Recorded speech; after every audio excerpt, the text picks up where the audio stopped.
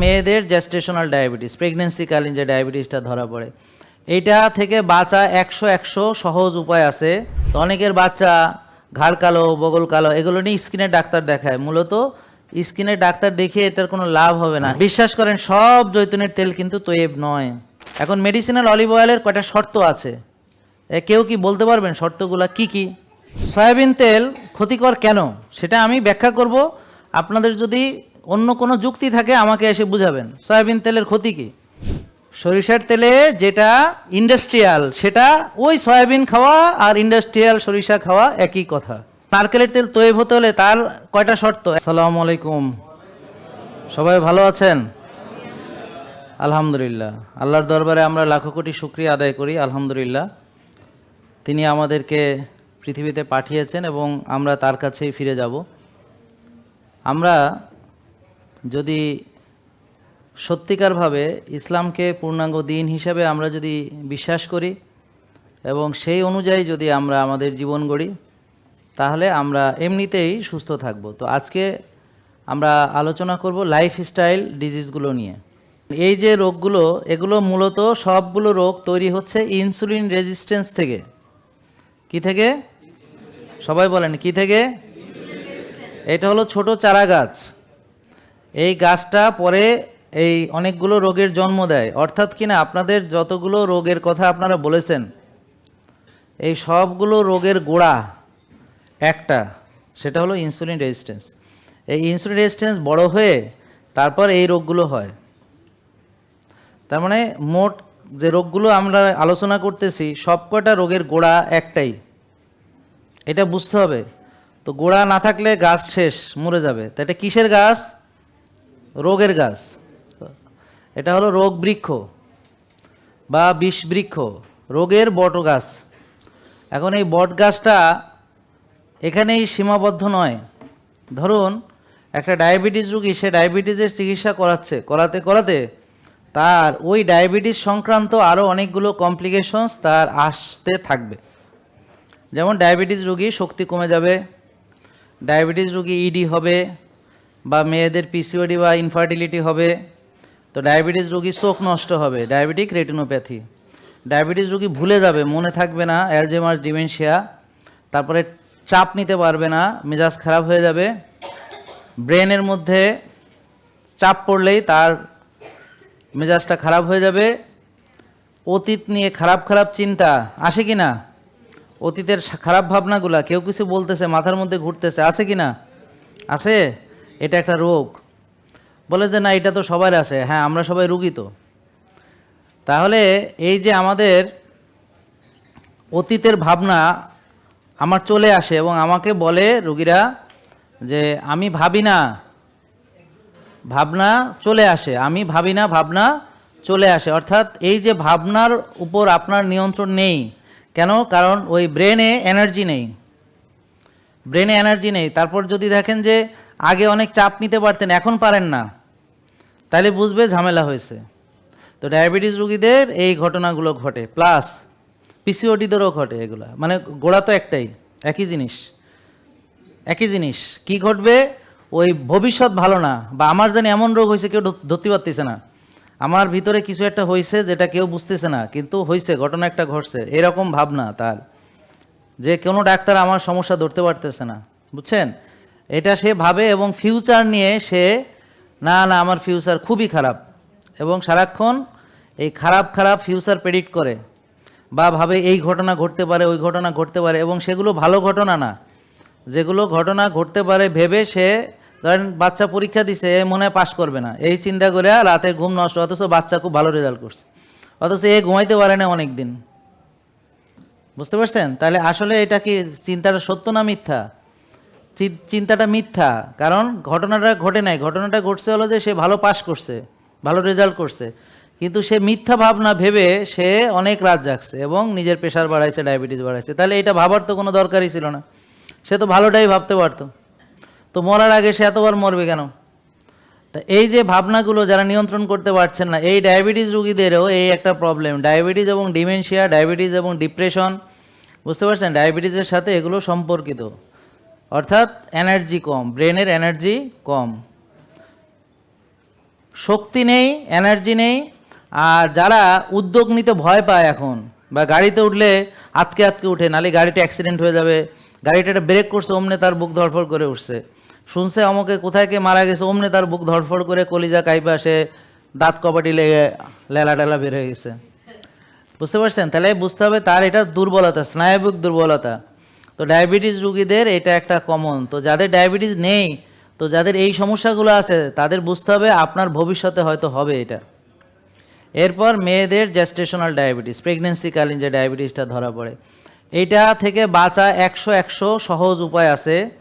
যদি একটা মেয়ে বাচ্চা নেওয়ার আগেই তার ইনসুলিন রেজিস্ট্যান্স, এই যে হোমা-আইআর, এটাকে যদি পরীক্ষা করে এবং সেটাকে যদি নাই করে ফেলতে পারে, মানে হোমা-আইআর 1 আছে মানে নর্মাল, তাহলে তার জীবনেও প্রেগনেন্সিতে ডায়াবেটিস আসবে না। জীবনেও প্রেগনেন্সিতে ডায়াবেটিস আসবে না। মনে থাকবে কথাটা, জীবনেও প্রেগনেন্সিতে ডায়াবেটিস আসবে না। তাহলে এখন ডাক্তাররা বলতেই পারে না কার প্রেগনেন্সিতে ডায়াবেটিস আসবে, কার প্রেগনেন্সিতে ডায়াবেটিস আসবে না, ডাক্তাররা কিন্তু বলতে পারে না। আসলে বলে হ্যাঁ তোমার জেস্টেশনাল ডায়াবেটিস, কিন্তু এটা যে প্রিভেন্ট করা যায় সেটা বলে না, জানেও না মনে হয়, বা না জানলে তো ডাক্তার হইলো কেমনে, এটা একটা প্রশ্ন। যাই হোক, সোজা কথা হচ্ছে বলে না। ক্লিয়ার? আচ্ছা, এখন আসেন ডায়াবেটিসের কারণে এই যে চুল পড়ে যাইতে পারে, মানে মেয়েদের টাক হয়ে যেতে পারে পুরুষদের মতো, এটা হরমোনাল ব্যালেন্সটা নষ্ট হয়। ডায়াবেটিস হলে অথবা ইনসুলিন রেজিস্ট্যান্স হলে হরমোনাল ব্যালেন্স নষ্ট হয়, চুল পড়ে যায়। অনেকে বলে আমার চুল সব পড়ে যাইতেছে, অথবা চুলের স্বাস্থ্য নষ্ট হয়, যেমন চুলগুলো আগা ফাটা ফাটা, গোড়াগুলো অনেকের নাই, আবার কারো কারো খুব চিকন চিকন চুল, হাত দিলে উঠে আসে, চিরুনি দিলে চিরুনি ভর্তি হয়ে যায়। তো এইটার জন্যে এই মেটাবলিক প্রবলেম দায়ী। এই ইনসুলিন রেজিস্ট্যান্স, এই ডায়াবেটিস, এটা তো একই জিনিস অ্যাকচুয়ালি। তো ইনসুলিন রেজিস্ট্যান্স হচ্ছে ডায়াবেটিস হওয়ার আগের অবস্থা, যেটাকে আপনারা প্রি ডায়াবেটিস বলেন, তারও আগের অবস্থা হচ্ছে ইনসুলিন রেজিস্ট্যান্স। তাহলে একটা রুগীর যদি ইনসুলিন রেজিস্ট্যান্স হয়, তার ডায়াবেটিস হতে সময় লাগে প্রায় 12-15 বছর। বুঝছেন? 10 থেকে 15 বছর সময় লাগে ইনসুলিন রেজিস্ট্যান্স থেকে ডায়াবেটিস হতে। তার মানে যাদের ডায়াবেটিস নাই তারা হাত তোলেন, হাত তোলেন। যাদের ডায়াবেটিস নাই সবাই হাত তোলেন। ওকে, যাদের নাই তাদের যদি হোমা-আইআর বেশি থাকে, তাহলে আপনার ভিতরে ভিতরে হচ্ছে, আপনি এখনও হয়তো জানেন না। তা আজকে যদি আপনি হোমা-আইআর পরীক্ষা করেন, যদি দেখেন হোমা-আইআর 1, তাহলে আপনার হচ্ছে না ভিতরে ভিতরে। যদি দেখেন হোমা-আইআর 2, তাহলে শুরু হয়ে গেছে ঘটনা। তাহলে আপনারা আজকে থেকে সচেতন থাকবেন, ডায়াবেটিস হওয়ার আগে ওকে ধরতে হবে এবং মেরে ফেলতে হবে। তাহলে আমরা যদি হোমা-আইআরকে ডিটেক্ট করি, তাহলে ডায়াবেটিস হবে না। আর ডায়াবেটিস না হলে আমার চোখ নষ্ট হবে না, ব্রেন নষ্ট হবে না। বুঝতে পারছেন?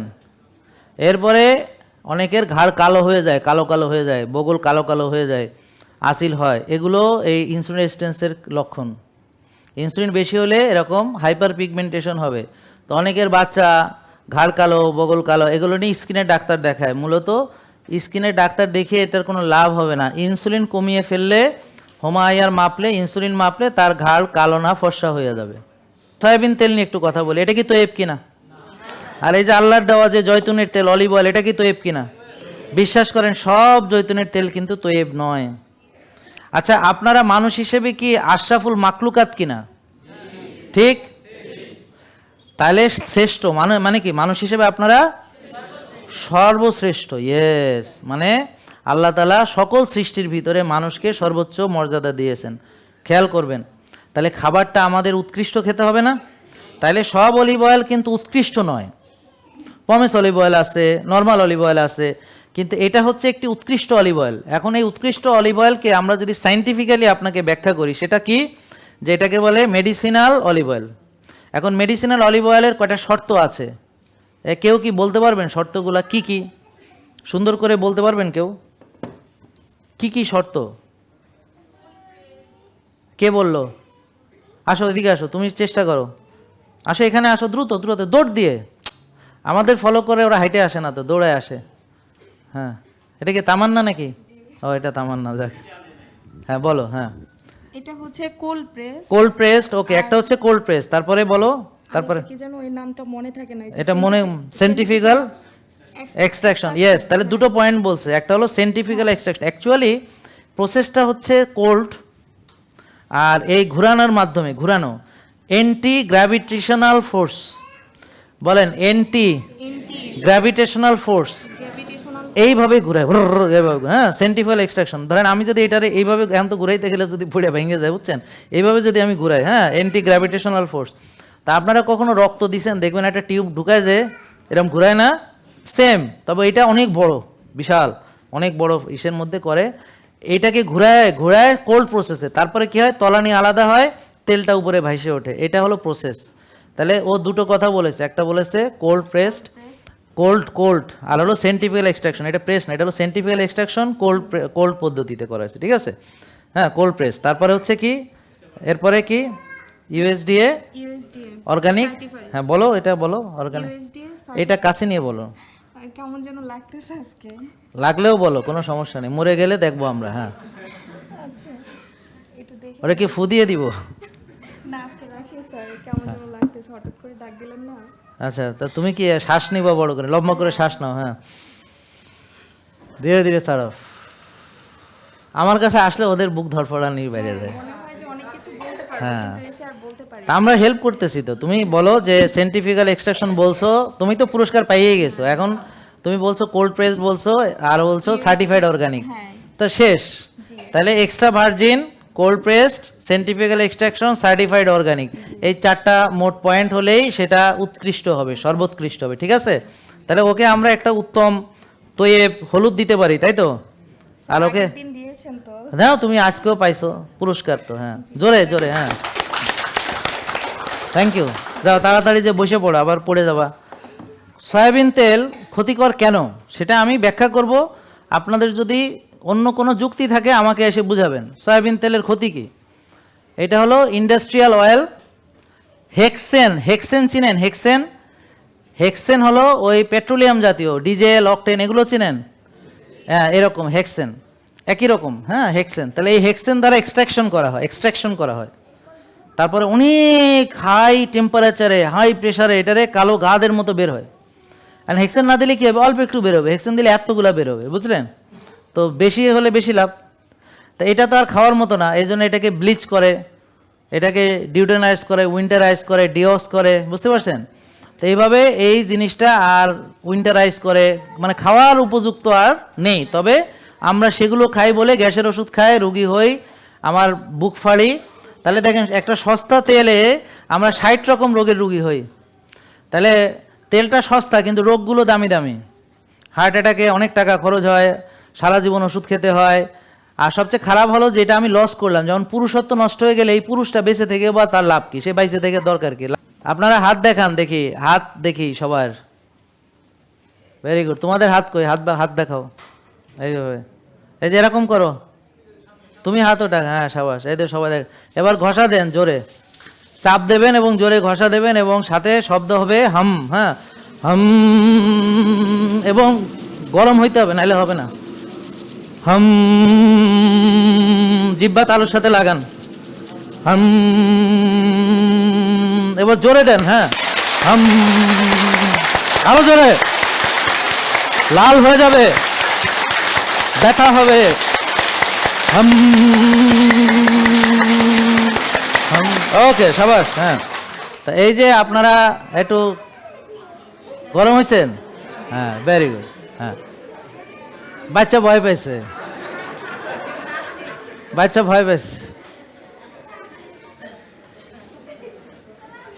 এতগুলো মানুষ যদি এখানে শব্দ আওয়াজ না হয় তাহলে হবে?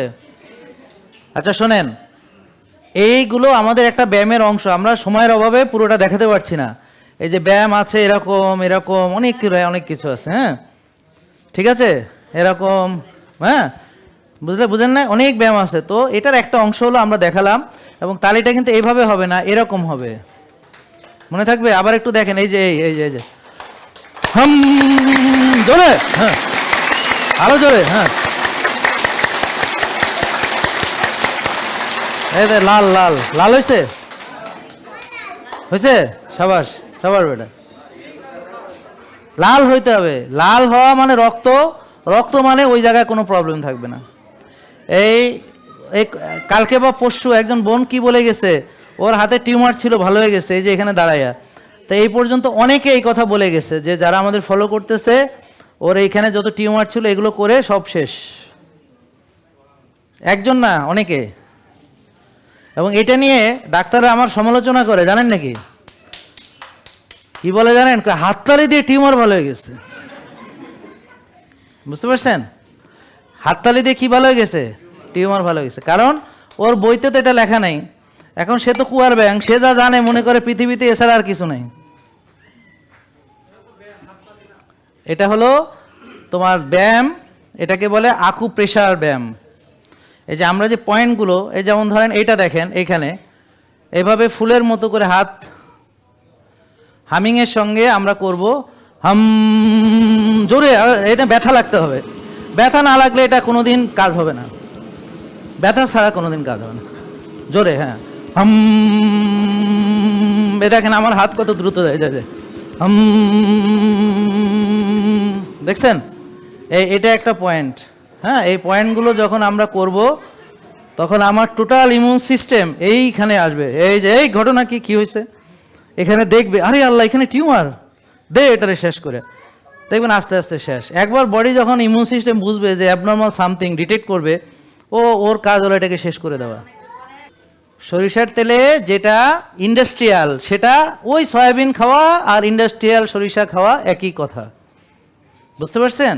ওটা খাওয়া উচিত হবে না।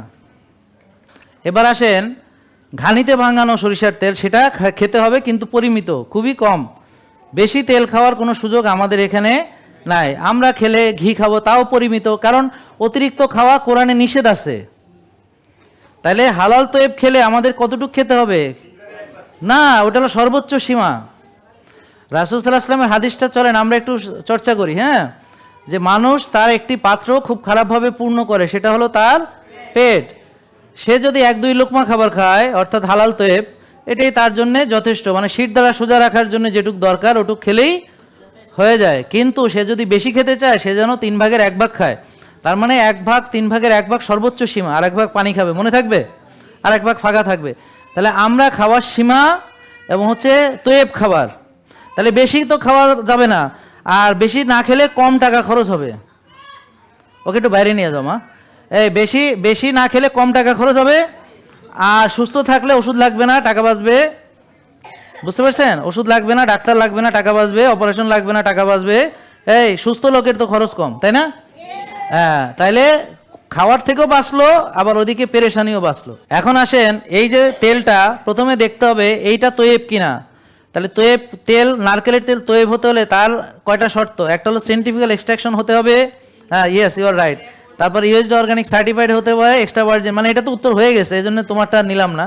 তো সেম অলিভ অয়েলও যা সেন্ট্রিফিউগাল এক্সট্রাকশন, হ্যাঁ এটা yes. USD organic certified, yes. তারপর হচ্ছে extra virgin cold pressed, yes. Okay, সব ইয়েস ইয়েস। তাহলে এটা তৈব তেল। তাহলে এই তেলটা আমি মাথায় লাগাবো, এই তেলটা আমি গায়ে দিয়ে রোদ লাগাবো, এই তেলটা মুখে দিয়ে আমরা কুলি করব, এই তেলটা আমি খাবো হলুদের সাথে, এই তেলটা আমরা ডিমের সাথে আমরা খেতে পারি। এবং এইটা আমরা এই তেল দিয়ে আমরা রূপচর্চা থেকে শুরু করে সব কিছু, আমার মুখ কুলি করা থেকে শুরু করে আমার বুলেট কফিতে লাগবে। বুঝতে পারছেন?